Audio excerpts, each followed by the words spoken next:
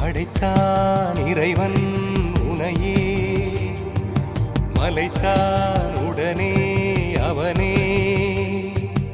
அழகை படைக்கும் திறமை முழுக்க உன்னுடன் சார்ந்தது, என் விழி சேர்ந்தது. விடிய விடிய மடியில் கிடக்கும் பொன்வினை உன்மேனி மீட்டட்டும் என் மேனி. விரைவினில் வந்து கலந்திடு, வீரல் பட மெல்ல கனிந்திடு.